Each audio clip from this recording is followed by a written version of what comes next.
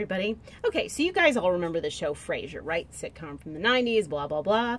I frankly wasn't all that into it when it was on in the 90s, but lately I've been watching more and more shows on DVD, and I've been getting more and more into it. I absolutely love it. And one of the things I love so much about this show is Frasier's apartment. It is gorgeous. Oh, and by the way, I gotta point out, this guy right up here, doesn't he totally look like David Icke? Who knew David Icke has a separate career as a hair model or a website model or whatever? Looks like he's got some eyeliner though. Guyliner.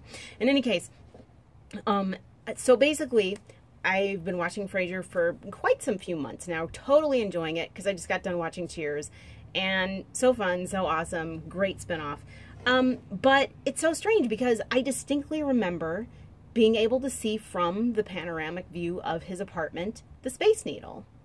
And for whatever reason now I can't find it. It seems to be gone.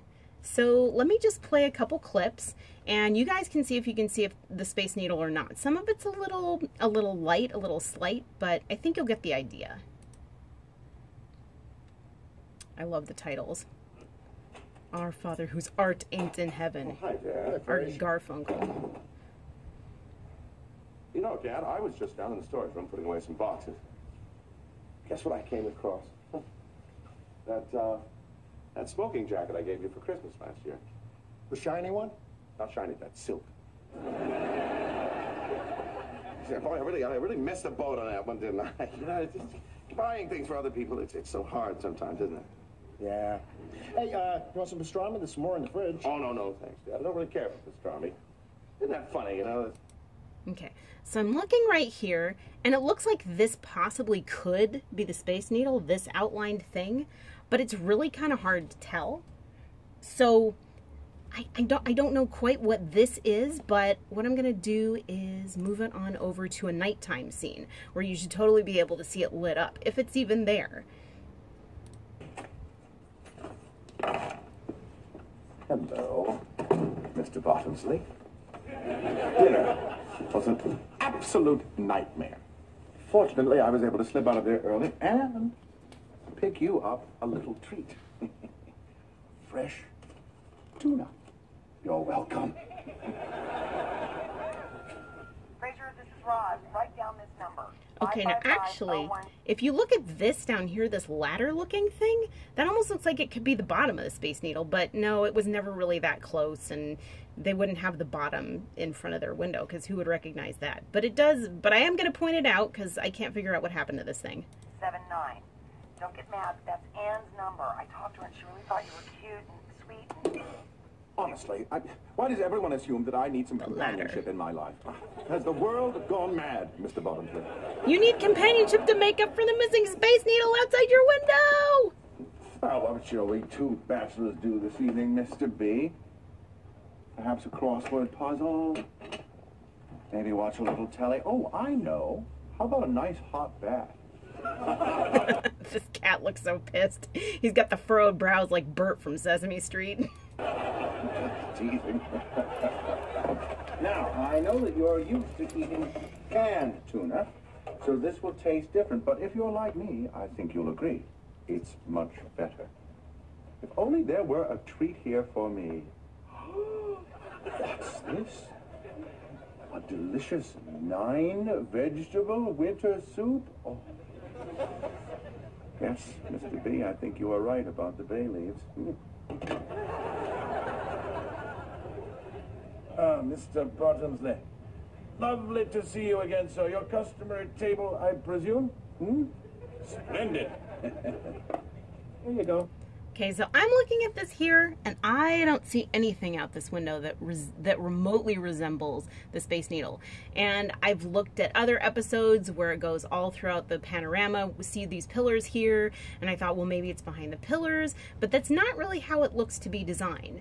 And the thing of it is I remember years ago watching an interview stating that you should be able to see, or watching an interview with somebody from the show, either it was Kelsey Grammer or somebody else, saying, oh, you know, if you want to get an apartment in Seattle, that has a view of the Space Needle like it does in Frasier, you'll never find it. Actually, did I already say that? I'm not sure. In any case, maybe I just slipped into a parallel universe if I'm repeating myself. But the one most arresting thing that I found was something, let's see, that I found. It's an article that was published in 2014, and it's a tour inside Frazier Crane's Plush Seattle digs. And of course, my main reason, not my main reason, but even if I didn't like the show that much, I would still watch it for the apartment, because this apartment is so totally my ideal. I would love to live there, and I would love to fantasize that I live there while watching the show.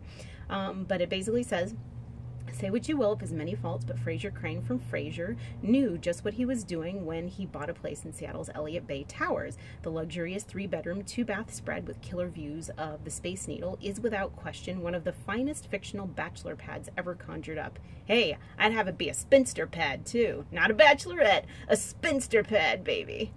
Kind of sounds hip, like a spider. Like you're a spinster spider weaving her tangled web. Okay, I don't even know what that's talking about. Okay.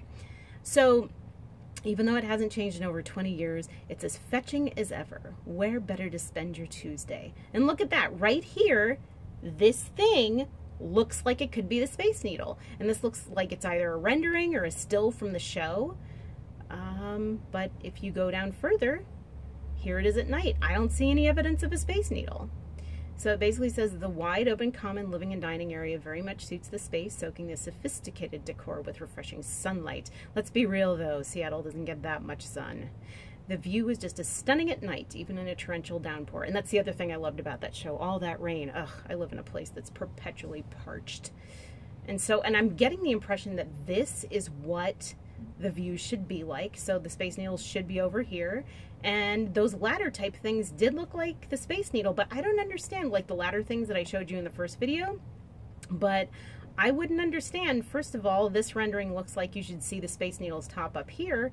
And I just don't understand why you just show the bottom of it but not the top, because I distinctly seem to remember seeing the top of the Space Needle. And yes, I know it's tall. Yes, I know it's taller than everything else, but again, what's the point of not having the top UFO part in it? I don't get it.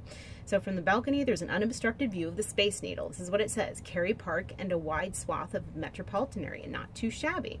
Editor's note, there are no actual buildings in Seattle that has the view from Frasier's residence. The backdrop is most likely from a photo that was taken from a cliff ledge in Cary Park. Sorry. See, so they're repeating the same thing again.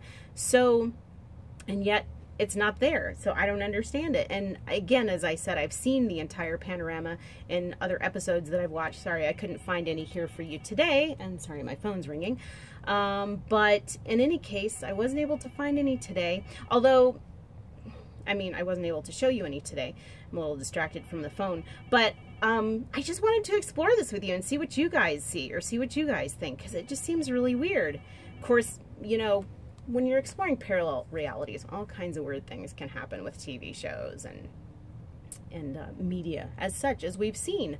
But the one thing I always wanted to see so very badly is parallel reality where there's a Jefferson spinoff, and it's a show just about Louise Jefferson after she's divorced George, and the show could be called Totally Wheezy. Louise, some fruit for after dinner. Oh, you didn't have to do that. I've got lots of fruit in the house. I know, but I like fresh fruit. What about... Wah, wah, wah. Anyway, guys, have a great weekend. Talk to you soon. Peace, happiness, joy, namaste. Like, subscribe. We'll have a funky adventure. Take care.